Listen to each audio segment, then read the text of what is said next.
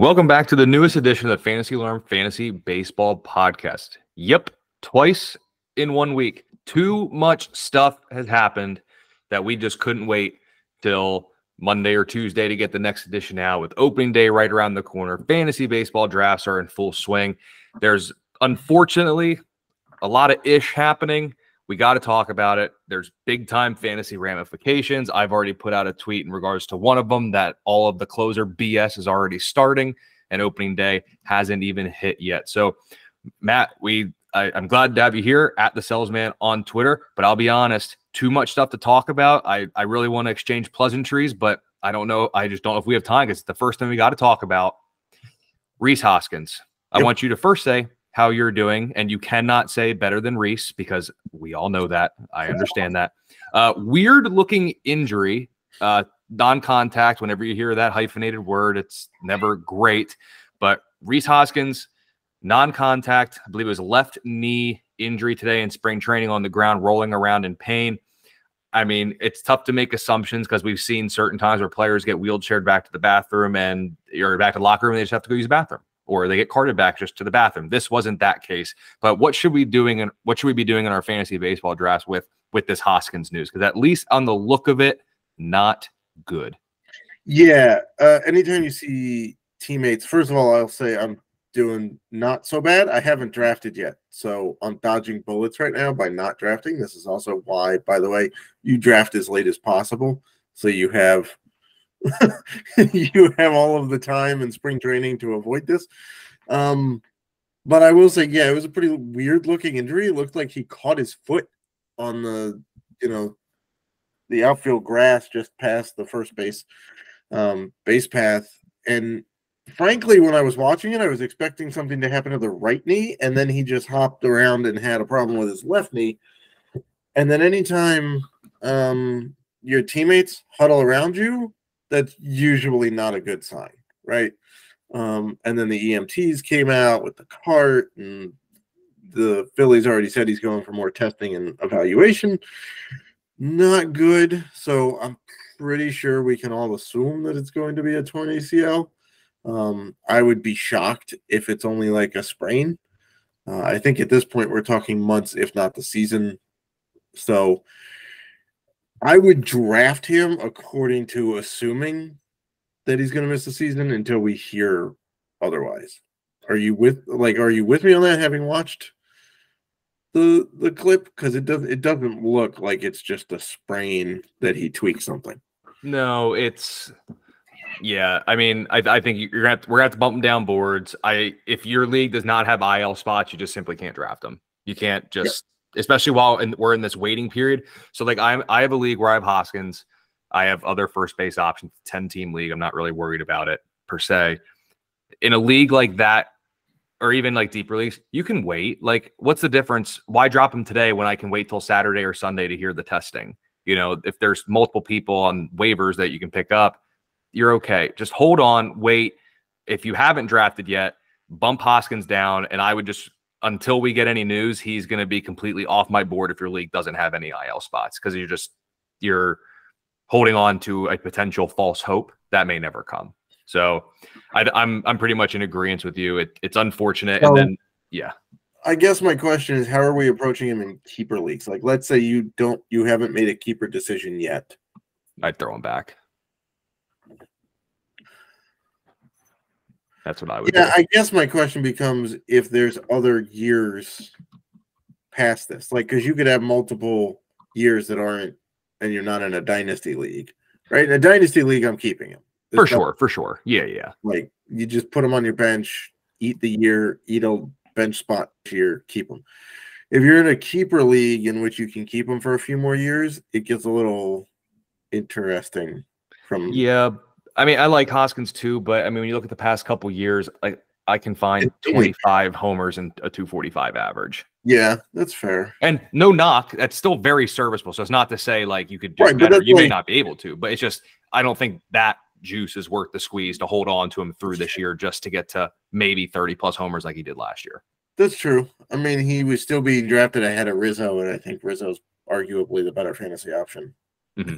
And I mean, and the thing with Hoskins too, maybe he never reaches that elite high end, but we've seen, I mean, take out the 2020 shortened season, he's got 27 plus homers in each of the past couple of seasons. He's been pretty consistent average wise. I mean, there's safety and security. So I love the consistency that we get with Hoskins otherwise.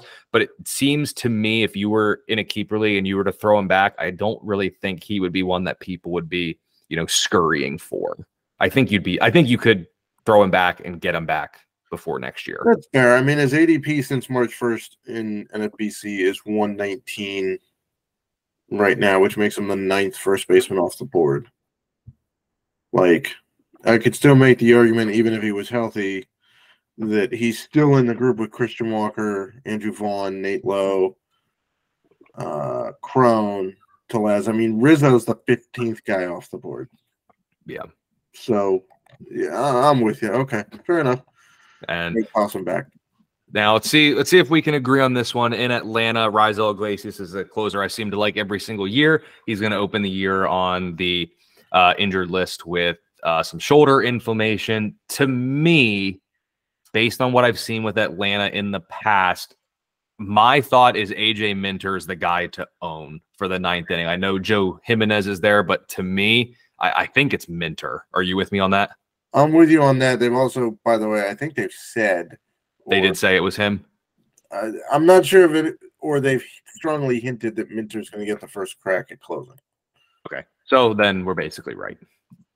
Yeah. Now the question becomes, how long do we expect Raisel Iglesias to be out? Because the wording on it was he's going to start on the IL. He won't pitch for 7 days and then be reevaluated. So I guess the only thing we know then for sure is 7 days. Right, but the question is, he's not pitching for 7 days from now. 7 days from now, this is Thursday the 23rd, it's opening day. I would say we need to prepare. If it's 7 days from now, he picks up a ball again, he's going to have to get stamina built up. He doesn't throw for a couple. I would say prepare minimum of the first 2 weeks of the season. Minimum. Okay. Now, do you think there's chances that they put him back in the closer role immediately right into high leverage, or they kind of do like when you're switching your pet's food, you go like 75-25 and then 50-50 and then 25-75 and then. So do you think there's like a crossover period between Minter and Raisel, assuming it's a short-term thing for Raisel and he doesn't get re-injured? It could, depending on how the first let's say it is just 2 weeks for just to make it easy in terms of this hypothetical. If it is those 2 weeks, if let's say Minter's very good, right? But let's say the rest of the bullpen implodes, who's to say that Iglesias' quote unquote rehab assignment isn't the 5th or 6th inning of games, letting him work back into it before he gets back? I don't think he'll jump right back into the closing spot. No, unless Minter implodes, then Iglesias might come back right away doing the 9th inning. But if we see that they're not going to send him for a rehab assignment, Minter's still the closer for a little bit longer. Iglesias is going to pitch probably a low leverage appearance or two, get the 6th or 7th, and then you'll slowly see him kind of like the whole pet diet thing. We're going to go 75-25 to 50-50 eventually till Iglesias is healthy and fully the guy again. Right. Or they put him in the 9th inning in non-save. Correct. Situations to A, save Minter, and B, get him back to waiting that long into a game before he comes out. And just the 9th inning mantra. I mean, the 9th inning is the 9th inning. I mean, obviously it's better when you're winning and there's more adrenaline, but at least that'd be a way to get him, like you said, like into the 9th, get into it, his more normal routine, I guess you could say. Right.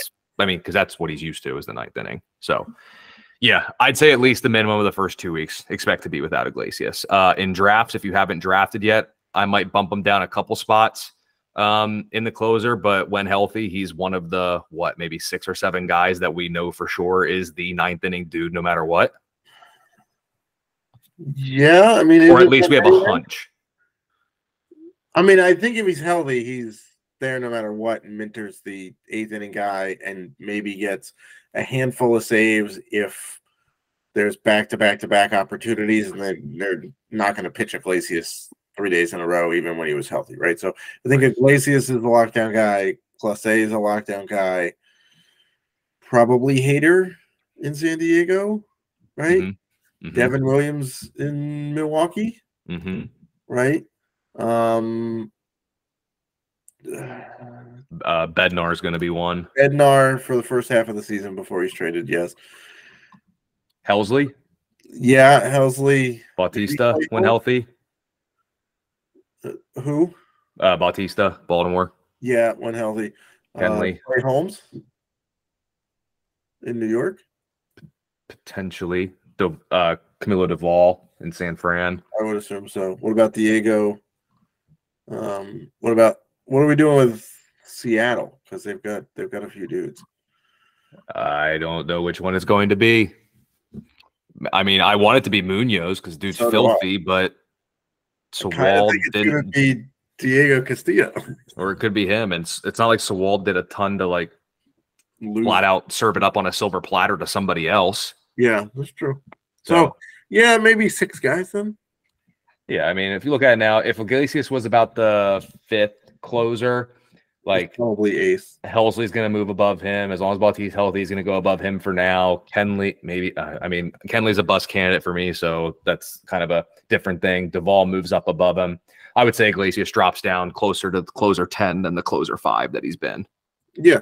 So, and if we find out otherwise, then he either stays in that range or he continues to slip if it's going to be longer.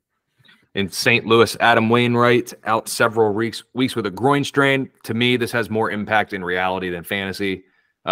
Wainwright could throw a complete game shutout, and if his over-under prop was 3.5 strikeouts, I'd probably take the under unless he's pitching at home.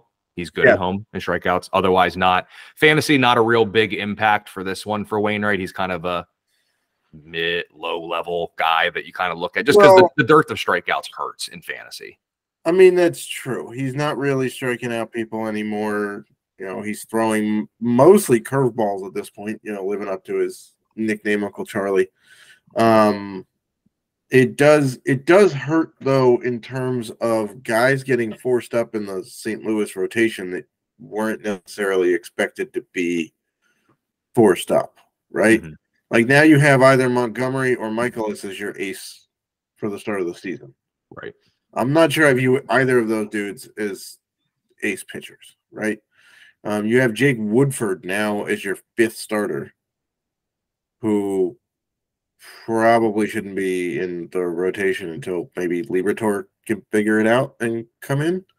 Like, you know, it hurts in terms of in fantasy ways. Like if you're expecting Jordan Montgomery to be the number 3 starter, you're like, well, he matches up better than, like, let's say half the league's number 3 starters. So if he faces them, you have a better chance of snagging a win and a good showing and whatnot, right?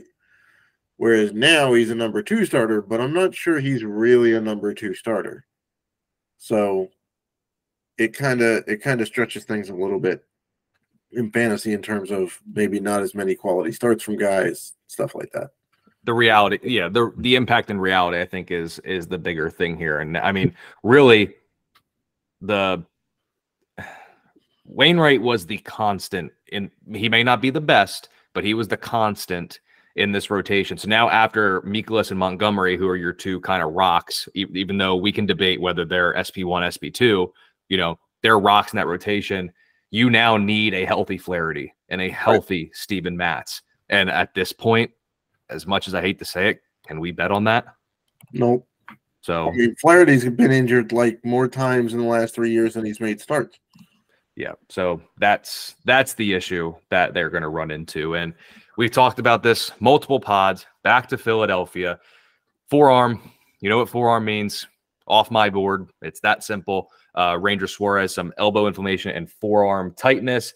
Kind of a deadly duo. It's not really a dynamic duo. I'd say it's kind of a deadly duo there. So for me, I'm pretty much out on Suarez. I wasn't really that in on him to begin with anyway. Just didn't have many shares of him. Never really sought him out at that point in drafts. But this certainly doesn't make things any easier drafting him in fantasy. So what are you kind of doing with Suarez here and the forearm news? I wasn't all that high on him to begin with, I guess. I mean, his numbers were pretty good last year, but I don't know. Like pitching is so deep that I could go basically anywhere for an SP3. I feel like,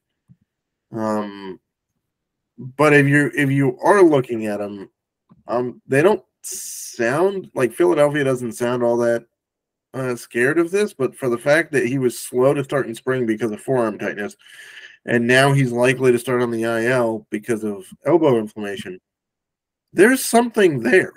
Like, you don't just get tight and inflamed if your body's not trying to fight something off, right? Like, there's clearly something there, whether it's a full tear of something, probably not, but these things also tend to linger. So the question is, if he comes back and he's quote unquote healthy, what happens in June when he pops onto the IL again? Like, I get we all want a piece of Philly because they're pretty loaded in the pitching department and the hitting department, though. The loss of Hoskins kind of hurts the lineup a little bit. But this is a guy I wasn't really looking that much at to begin with. But we do have a little bit of breaking injury news, not huge. But a beat writer for the Cubs, for The Athletic. I'm not going to try to pronounce his first name, but the last name is Sharma. He's reporting that Nico Horner was scratched from the lineup in spring training today with left bicep tightness. They don't think it's serious. He did on-field work earlier today. Again, this is Thursday, the 23rd of March. But they don't want to push it unnecessarily right now. So just something to watch. Not a huge thing. But it is something to watch for the Cubs with Nico Horner. Yeah, if Horner were to miss time, I'd assume they'd somehow rework things a little bit. I would expect Christopher Morel to come in and hit a couple homers, steal a couple bases, and strike out 40% of the time. And then get sent back down. Yeah, exactly. Yeah. I'm gonna go back to Suarez quick. When you look at it too, back in 2018, he threw about 140 innings. Then come 2019, he only threw about 86 to 87. 4 innings in 2020, jumped to 106 in 2021, and then up to 170, including the postseason last year. I know about 5 or 6 years ago with the Fantasy Alarm Draft Guide, I remember we always used to do the pitcher workload concerns article in the draft guide, and there was always that jump. If it was too big of a jump, there should be some concern for that following year. And I know he did have 100+ inning campaigns years ago, but after just throwing 4 in 2020 to jump to 106 in 2021 and now 170 last year, those are back-to-back seasons of pretty sizable jumps. Yeah, not to mention that they tweened him in one of those years too. He kept going between the rotation and the bullpen. So it wasn't even just a pure starting innings load. It was like some higher leverage stuff because he was the closer for a little bit too. I think he got the tryout as a closer. That was in 2021 where he won 8 games, saved 4 games, 39 appearances, 12 starts with a 1.36 ERA. Yeah, so John Smoltz it out there. By the way, can we stop with so this is 4 minutes ago from Matt Gelb, he's a Phillies beat writer for, again, The Athletic. He was the one that reported first that the cart was coming out for Hoskins. He tweeted 4 minutes ago that Rob Thompson, Phillies manager, on NBC Sports Philadelphia, quote, "It's concerning. I'm not sure what it is yet. They're checking him out now. He had some knee issues in the past. Maybe it was more fear than pain. They said he was walking around in the clubhouse afterwards." Here's the problem with that. I have torn my ACL, okay? And I walked around with a torn ACL for like a week without a problem. You can walk on a torn ACL without really much pain, to be perfectly honest. The problem is when you try to cut, you fall like a sack of potatoes because the ACL is there to catch you when you move side to side. Same with the PCL. That's what they do. If you stand still and you bend your knee in, when your knee catches, that's your ACL catching. You can move in a straight line without problems with a torn ACL. The problem becomes moving laterally and trying to cut and quick change of direction. So while it's, I guess, encouraging that he was walking around, but you can walk with it like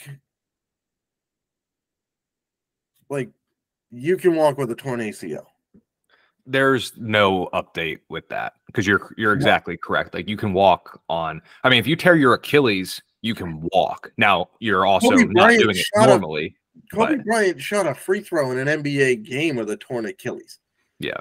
Then he went to the locker room and collapsed. But yeah, like the people who are replying to this that say I doubt it's an ACL because you wouldn't be able to like remotely try to walk. It's simply false. It's simply false. Like you haven't torn it. Like I've literally torn. Now I'm not an elite athlete, not in Major League Baseball. Oh, don't discount yourself. The fact of the matter remains, you can walk in a straight line on a torn ACL. There's not like most knee injuries, you can walk in a straight line. The more you tear, the more it's going to hurt. But that update doesn't really. So please don't read into that as, oh, it's not that serious. Yep, that's good piece of advice there. You can walk on a torn ACL. That is correct. Out in Los Angeles, Jimmy Nelson and Daniel Hudson, IL. Just more people on it. So let me ask you this. Jimmy Nelson's got a beautiful curveball. I feel like we haven't seen it in a little bit, to say the least. Because I think he underwent Tommy John last year, right? I think so. I think he did. 2021, something. I'm sorry. That's right. 2021. It's 2023 now. Oh, I'm way off. Yes, I'm sorry. 2021. I think he had something pop up on him when he tried to come back last year.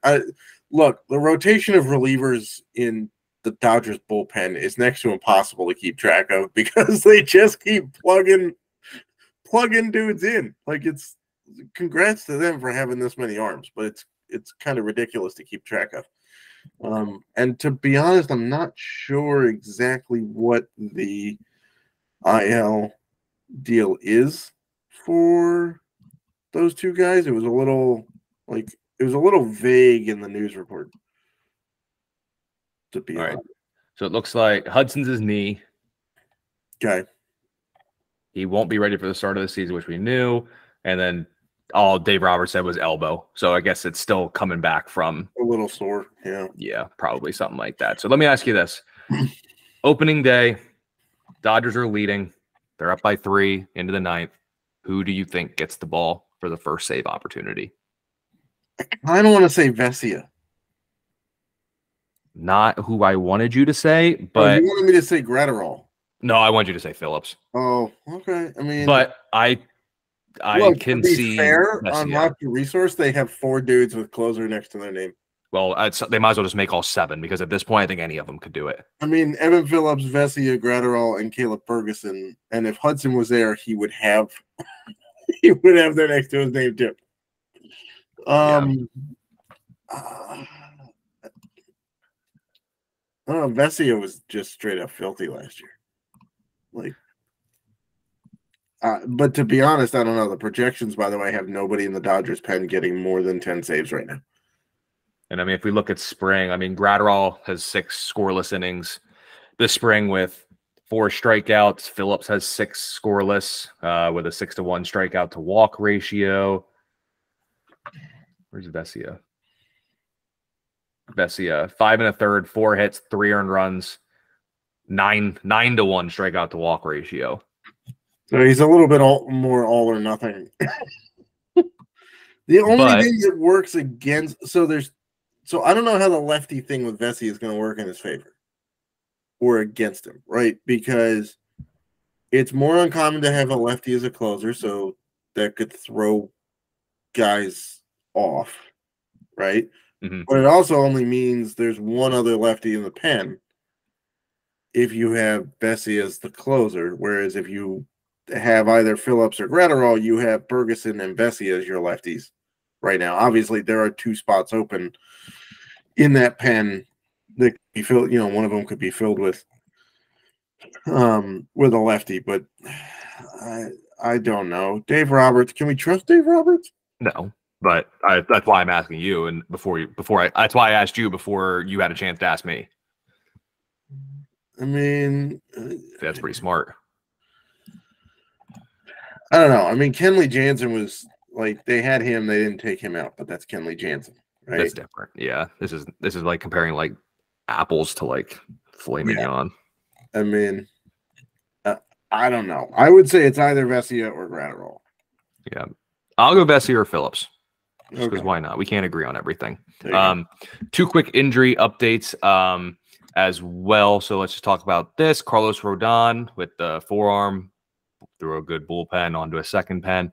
I'm still skeptical. I'm still a bit pessimistic. Yeah. I mean, this is a step in the right direction, but it's, you know, it's just it's good. The fact that it's not okay, it's going to be a double negative. But hear me, or kind of a double negative. Hear me out. But the fact that it's not bad news is good news in and of itself. Yes, the fact. But I'm not jumping for joy. Off. Yeah, his arm's still attached. That's the good news for today. Yeah, it's one of those things where it's like I'm not. Oh, he threw a bullpen, 60%. Stuff looked good. Probably didn't even throw a spinner. Probably a couple fastballs did good. I'm all assuming there, but yeah, I'm just going to move him back up my board. I am not doing that yet. Call me a pessimist or whatever you want to call it. No bad news here is good news. I'm not making any changes to my current draft board because of this update. Correct.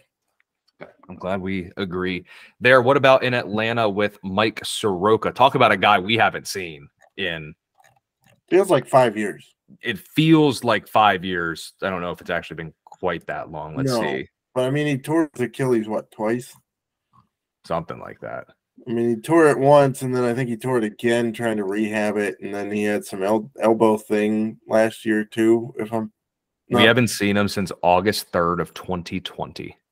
So not quite 5 years, but yeah, feels like almost. He's in this day and age, right? Right. So yeah, I mean, he came back spring and as expected, mixed results, right? He's not going to come out and dominate. He's got to just kind of, at this point for him, he could go out there, throw 3 innings, let up 7 home runs. But if he comes out of the game healthy, Atlanta's calling it a win. That's basically what, I was looking at this. I have a list of beat writers from MLB on Twitter. And I was looking at it, and the Braves players were all just like, to see him on the mound again was a win. Yep. Like, was it the best outing? No. When his slider was in the zone, it was filthy and elite, like you expect it to be. But just to see him out there and then come out of the game healthy was a win for him right now. So does it change my draft stock? No. Like, I'm taking him as late as possible, just as a flyer to see what happens. They don't need him in the rotation right now. So there's no impetus for them to, like, rush him along. And he's a great late round flyer because, I mean, he's someone you're going to have to stack strikeouts around him because he's not necessarily the biggest strikeout arm, but the full year we saw him back in 2019 over basically, 175 innings, a 1.11 whip, a 2.68 ERA, like 142 strikeouts in 175 innings. It's not great, but it's not horrible. You can get by. If you have an elite strikeout reliever, you've now balanced him and Soroka to a strikeout and inning arm. Right. Or if you have 2 high strikeout starters whose ratios aren't the best, you pair him with Soroka when he's healthy, it all works. But again, I'm taking him as late as possible just as a flyer. If he comes back healthy and the Braves can get creative in the back of their rotation, I'm all about Soroka. Yeah, and it's again, if he comes out or something happens and he manages to get hurt again, or he's just not that great, it's a late round pick. You can drop him, no harm, no foul type thing. So I'm in agreement with you there. Couple interesting things I want to get your opinion on here, Matt, more so just kind of yes or no type thing. Anthony Volpe, a name that's been going around all spring. Is he going to break camp? Aaron Judge has basically said the best guys need to be there, more or less is what he said. Yeah. I agree with that in its simplest terms. Now, let me preface this. Will he, based on merit? Yes. Do I think he should? No. I want the Yankees to extend this guy as long as possible, to be perfectly honest. So, as a Yankees fan, I don't want anything ticking off his service time. Right. But has he outplayed all of the other options? Maybe. I don't know. Peraza's been pretty good. And with the glove, I actually want Oswaldo Peraza at short rather than Volpe, and I would put Volpe at second base. So you want them to trade Gleyber? I mean, I'm indifferent about Gleyber, to be honest. Like, he's solid, but do it like I don't know. They have a lot of middle infielders right now because I don't know what they're doing with Cabrera. They also have a guy named Trey Sweeney who is like their third best prospect, also plays shortstop, still down in the minors. So will he make it? Yeah, I think he will. I think the time is here for Volpe to make the opening day roster. Will he a full-time starter? I don't know. And I would ask where would you draft him in fantasy, but it seems like we already got a pretty good gauge, or looks like since March 1st. I got it filtered to pitchers. Son of a gun. Hold on a second. So it looks like Volpe. I mean, he's been a name that's kind of been moving up a little bit right now. Average pick since March 1st of pick 278. If he's announced that he breaks camp with the team, you got to imagine that moves up what 3-4 rounds minimum, closer to pick 200 now. If all it says is he's made camp with the team, hell's gonna break loose if they say he's the starting everyday guy. He's gonna fly up. I find it interesting that he's coming off since March 1st is the 27th shortstop off the board, and Oswald Peraza is the 28th shortstop off the board. So clearly, whoever's named the opening day starter is going to go up the board. If it's Volpe, then I think he has to vault Mateo. He's got to vault the injured Alberto Mondesi. I think he vaults Hung Sun Kim. I would take him over Bryson Stott. I'd probably take him over CJ Abrams. We're going to take him over Luis Urias or Ezekiel Tovar. No, I think that's where the train stops for me. I would agree. As bad as Javier Baez is in the batting average category, I think I still take him over. And I can't discount Tovar playing in Coors, and he's got just as good of a track record in the minors as Volpe does. Yep. Yeah, I'd probably jump him about. So what is that? He's 27th right now. I would take him up to like shortstop 20, 21-ish. Yeah. Yeah. I think that's fair. Now if we're looking at him there's definitely going to be leagues that we're probably not going to get him because there's either going to be a Yankee fan or a prospect fan or someone, and they'll just push him up above the likes of Baez, Urias, and all of them. I would agree, but I don't you can't just go based off, this guy smoked AA pitching, so he's going to be phenomenal. Correct. Is it likely that Volpe will succeed? And has he done well in spring? Sure. But how many dudes have lit the world on fire in spring and AA and then stunk in the majors? Like Jared Kelenic did it 2 years in a row and is barely hanging on to a roster spot in Seattle. Yep. Right? So, I'm rooting for Volpe to succeed, clearly, but I also don't want to tie my fantasy baseball future to a yet unproven rookie who's probably going to be in a timeshare. What about out in LA? We already know that James Outman has made the opening day roster here in spring, hitting 268, 512 slug, 866 OPS, does have 15 strikeouts though and 41 at bats. And of course, Dave Roberts is his manager. So what can we expect playing time wise with Outman, at least at the beginning of the 2023 campaign? I don't know. He's a late round flyer for me in the outfield. Outfield's incredibly deep. I'm not even sure you'd necessarily have to look at him in 12. I wouldn't look at him in 10 or 12 team leagues for sure. Since March 1st, his average ADP is 561 for the record. If you're in 14 or 15 or 16 team leagues or whatever, late round outfield flyer at best. At best. Because you got to keep in mind, he's probably the fifth outfielder on that roster. Mm-hmm. Right? So he's going to need a couple of guys to stop hitting baseballs like Jason Hayward to get in there. But Trace Thompson is there for his defense, right? So, I don't think you're getting in over him. David Peralta, they just signed, and they believe that guy can still hit a little bit, right? You could theoretically sprinkle in JD Martinez in the outfield. I don't think that's going to happen, but you could theoretically do it. Mookie isn't going anywhere, right? Well, maybe second base. Just 10 times. Or 15 or 20, whatever my league's rule is to get second base eligibility, just play him there that many times. That's all I'm asking. Right, but here's the thing: you also have Chris Taylor, and you still have Jason Hayward. So, okay, well, we can get rid of Jason Hayward. Jason Hayward's not great. But Jason Hayward's not scaring me from anything.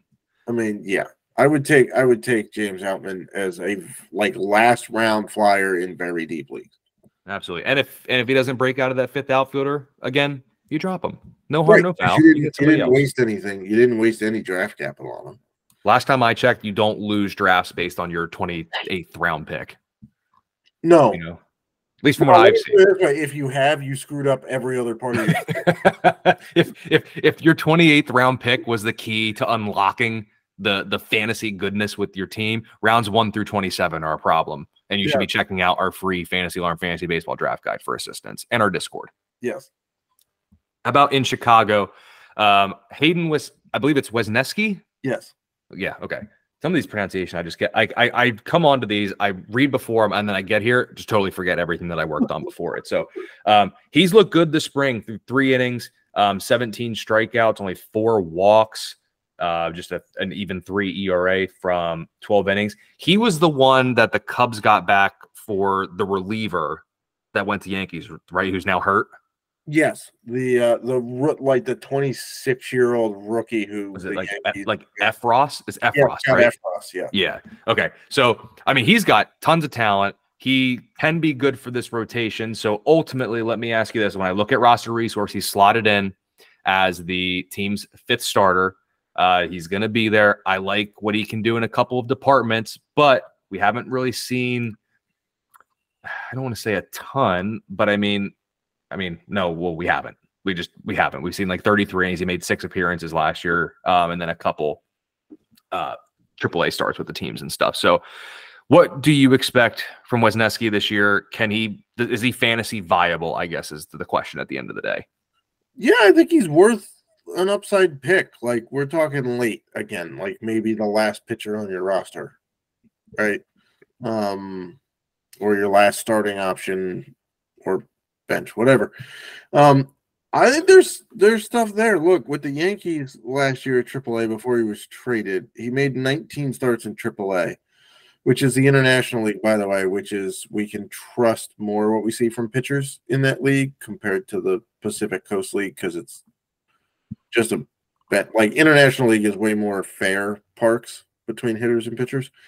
So over 89 2/3 innings at AAA for New York, he put up a 3.51 ERA, 4.03 FIP, which isn't atrocious, right? 8.33 K per 9, 2.81 walks per 9. So again, both of those are reasonable. Not a huge strikeout guy, but you like to see that difference, right? He's not striking out a ton, like more than a guy per inning, but he's also not walking a bunch of dudes. So I think that's reasonable. 1.15 whip. Perfectly fine. So I think he winds up being maybe I think he jumps Drew Smyly in that rotation. Yeah. To be honest. Does he get up to the top 3? I don't think so. But I think he can be. I think he's look, if you draft him as like an SP8 and he returns SP6 value, then you're happy, right? Yeah, and I mean, last year again, it's a very small sample size, but I mean, he posted 3 pitches with a whiff rate of at least 30%. Yeah. I mean, you got to think there's some strikeout upside, and don't get me wrong, is he going to be elite of the elite? No, but he's a guy that seems like can reliably strike out over a batter per inning. Yeah, I mean, I don't like his projections right now are just a touch below a batter per inning, but like nobody on the Cubs pitching staff is going to strike out a guy per inning right now. Yep, I think you were right. If I'm ranking the guys that I have most interest in the Cubs pitching staff, it's probably Justin Steele and then Wesneski. Oh, Steele is a stud. I put him in the sleepers article. I don't trust Tyon to stay healthy at this point. Marcus Stroman is what he is. So let's go for upside. Yep. Why not? And okay, if he stinks, you drop him. Right. End of the day. Like, yeah. So I'm right there with you. So lastly, the WBC, the World Baseball Classic, has wrapped up. Some of these guys obviously left camp to come, and certain guys, you look at it with Goldschmidt still got 25 at bats, Mookie got 32. What about someone like Will Smith, who only got 10 at bats, made played in 3 games there. Obviously, Real Muto was the main guy behind the dish there. But I mean, Will Smith hit 200. He did have a 933 OPS across those 10 at bats. But what is there any like fantasy ramifications of him? Basically, if he were to stay in camp, he would have had more at bats than what he did in WBC, or is it like, well, less at bats in the WBC, but given that they're more game like than spring training, they actually maybe are a little bit more to equaling out than we may expect just looking at the numbers? So it's interesting to me a little bit because in the WBC there wasn't the pitch clock, right? Like somebody pointed, I think it was CJ Nitkowski that pointed out that basically none of the pitches between Ohtani to Trout would have counted. They all would have been called balls or strikes by the ump for time delays on both sides, right? So they didn't have that. So you've been going through this with camp and training with this, and like a lot of teams got their guys going. Like even in batting practice, they were getting them going with the pitch clock before spring training games even happened. So in one way, you don't necessarily lose some of the muscle memory you've been working on to get ready to hit quickly, right? But you also haven't seen pitches, which also helps you get ready to hit.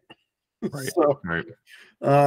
So Will Smith is back in the Dodgers lineup today. Again, it's Thursday. He was hitting third for what that's worth. Yep. So I think he'll be all right. I think catchers have a little bit of an advantage with this because you're seeing pitches at bats, and then you're also catching pitches, right? Like you're seeing it from 2 ways. So I think he'll be all right. What about someone like Yu Darvish? When we saw with him, a couple innings in spring training, went to the WBC, threw a little bit. Is he like when he makes his first start of the year, is he going to be at a point where he would be sans WBC? I think he'll be a couple starts behind in terms of stretching out for innings. Like his latest, like he just got back, right? He's only going to go 4 innings in his spring training start in the next day or two. But normally the starters would be going like 6 at this point, right? Because it's basically their last starts at this point in spring training before heading back up for the start of the season or doing one of those exhibition games in their home park, like the Nats and Yankees are playing an exhibition in Nats Park as the last game of spring training so that they can get back into the normal confines. So I think he's going to be a start or 2 behind where you would expect innings to be for him. I think that's a fair. Which for fantasy, I'm not sure much, Matt. Like the only concern is if he only goes 4 innings, he's not qualifying for a win. Right. Yeah. You need him to go 5.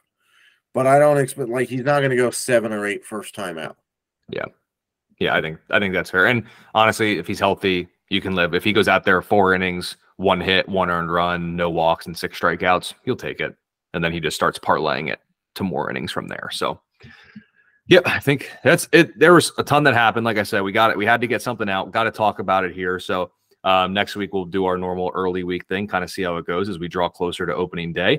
But just a couple things to wrap it up. Give Matt a follow on Twitter at the Selzman. I'm on Twitter at Colby R. Conway. Head over to fantasyalarm.com. Get your copy of the Fantasy Alarm Fantasy Baseball Draft Guide and all of the great MLB content that is, or I should say that was put out, is put out, and will be put out as we continue to inch closer to opening day and through opening day throughout the whole 2023 Major League Baseball season. So we'll be back next week with the next edition of the Fantasy Alarm Fantasy Baseball Podcast.